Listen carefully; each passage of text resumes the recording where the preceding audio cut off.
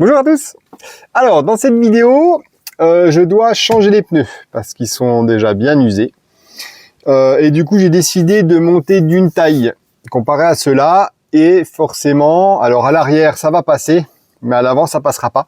Au niveau des ailes, j'aurai un peu plus de diamètre et du coup en compression je vais venir frotter les bas des ailes. Donc ce que je vais faire, c'est qu'on va attaquer la découpe des ailes. Sur la carrosserie, à chaque fois, sur la carrosserie, donc ça je voulais le faire depuis longtemps, parce qu'en fait le retour d'aile, il part forcément dans l'aile à l'intérieur. On a toujours la lèvre ici, où toute la terre se met, et bah, ça me saoule, parce qu'on n'arrive jamais correctement à les nettoyer. Donc en fait, ce que je vais faire là, c'est qu'on va enlever carrément le bout de l'aile, pour qu'on soit complètement dégagé au niveau du croisement, des croisements de pont, et que le pneu puisse bien passer dans l'aile. Et on va enlever toute la lèvre ici, pour revenir à zéro à l'intérieur de l'aile en fait. Comme ça, il n'y aura pas de terre et de cochonneries qui vont se mettre là-haut pour faire rouiller la tôle quand on n'a pas accès au niveau du Karcher. Voilà, donc on découpe tout ça et après on fera changer les pneus. Donc pour les pneus, bah, je vous ferai la petite présentation, mais je vais changer de marque parce que là on est sur des all-terrain, donc bon, un des meilleurs pneus pour moi. En 30 ans de tout-terrain, je n'ai jamais crevé un all-terrain. Voilà, donc j'ai crevé d'autres marques et ça j'ai jamais crevé, même avec un Sprinter super lourd dans des cailloux tranchants, ça vous arrache ça vous arrache carrément les tétons, ça peut s'appuyer sur les flancs, c'est impressionnant, ils crèvent jamais. Par contre aujourd'hui, bah, ils sont devenus super chers là, je trouve que c'est un petit peu abusé. Voilà, au niveau des tarifs. Donc je vais essayer une autre marque et bah, je vous les présenterai dès que je les aurai fait monter. Alors en attendant, on attaque la disqueuse, on coupe tout ça, on refait de la soudure, on remet au propre les ailes et après je viendrai recoller des petits élargisseurs d'ailes en caoutchouc pour rattraper le pneu, parce que là on va être encore beaucoup plus sorti, parce que déjà les jantes que j'ai installées sont avec un ET25. Et d'origine, on est sur du 63. Donc en fait, déjà, le pneu sort de la caisse d'origine. Voilà, donc on fait tout ça. Et puis, ben, on voit ça après. Allez, à toutes!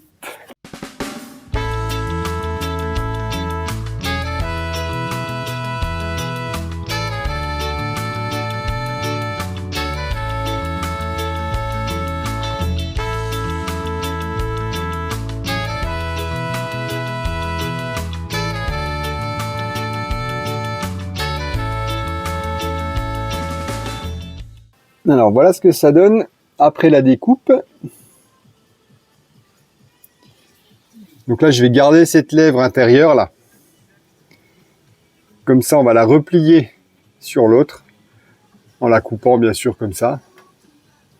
Et après je vais la replier, la mettre à plat et je vais venir la pointer, la souder tout le long de l'aile. Voilà, comme ça on ne rajoute pas de morceaux de métal. Et on va pouvoir refaire un angle bien plat.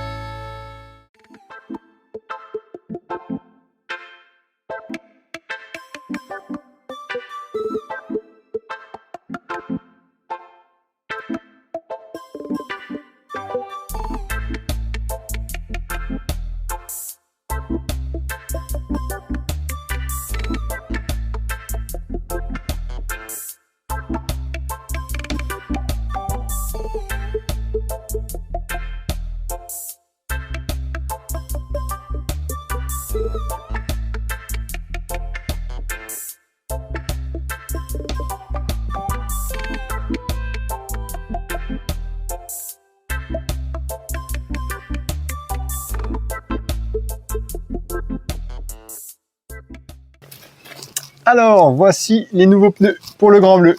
Donc du coup, je voulais, comme je vous l'ai dit au début de la vidéo, je voulais changer de marque. Là, j'ai toujours roulé en BF Goodrich, en haut terrain. Et du coup, là, j'ai vu les prix se sont envolés, donc je trouve plus du tout ça raisonnable. Donc du coup, je voulais tester les Kumho. Sur le Sprinter blanc que j'avais refait, le court, j'avais mis des KL 71. Donc c'est des MT avec un gros profil mud. Et du coup, quand on regarde chez Kumho, il y a le MT51, donc celui-ci, et le AT52. Donc là, je vous mets les photos, mais vous voyez la différence. Donc le AT, on dirait qu'il n'y a pas de cran, comme c'est un all-terrain. Donc c'est un mixte. J'ai plus l'impression qu'avec l'écran, on dirait un pneu route. Donc j'ai pas voulu partir là-dessus. Et sur le MT52, en regardant la photo, que je vous mets également ici, on n'a pas l'impression que l'écran en fait sont si gros que ça au niveau de la photo quand on regarde sur internet, mais quand on l'a en vrai, en fait c'est un monstre. Le pneu c'est carrément un mud, les carrés ils sont énormes. Si je mets la main, voilà, je sais pas si vous vous rendez compte, mais en vrai c'est vraiment un monstre comme pneu. Donc du coup, moi j'avais passé commande, je l'ai fait.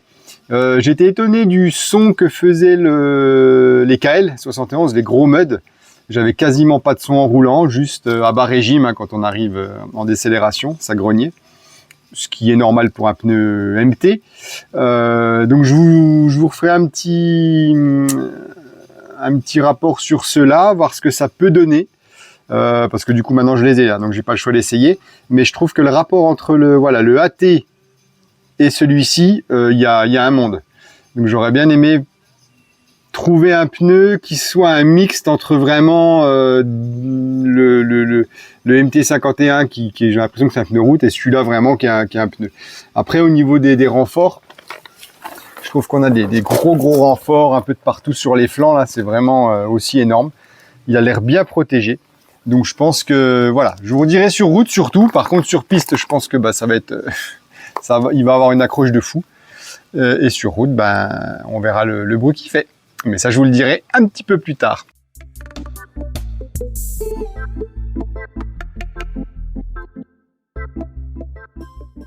Alors maintenant, je vais reconstituer le pare-choc parce que du coup, une fois coupé, ça fait comme ça. Et ça fait pas très sympa, ça fait pas très d'origine. Donc du coup, on va le refaire avec des agrafes.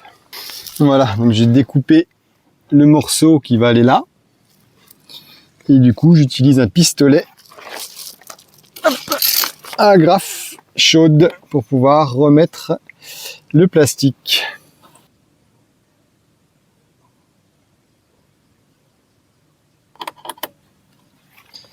Alors, je vous montre de près, du coup, ce que ça donne.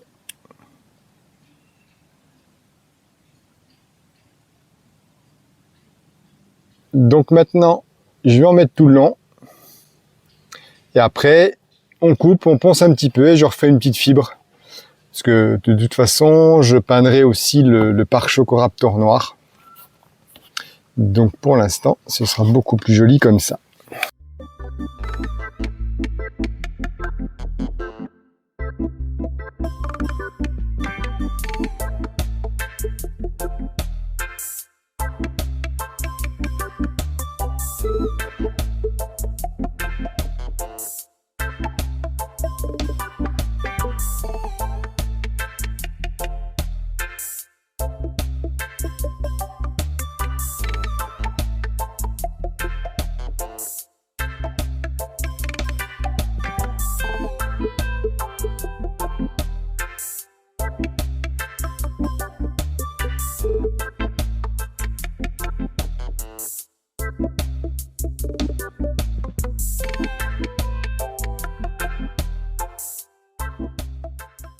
Et voilà, on est revenu comme à l'origine du pare-choc. Donc une fois que le pare-choc sera pas en Raptor, on n'y verra plus rien. Et c'est beaucoup plus sympa que le pare-choc découpé avec le petit bout de plastique. Nickel.